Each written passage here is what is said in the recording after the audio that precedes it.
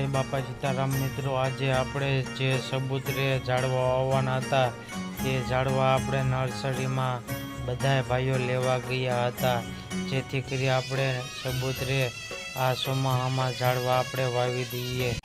વડલો કહે કે વનરાયું અળગી મેલી દિયો ને જૂના માળા માળા માળા। જો આપણે ઝાડવા સબૂતરે લઈને પોગી ગયા છીએ, જેથી કરી આપણે સબૂતરે વાવી દેવાના છે। જય બાપા સીતારામ મિત્રો।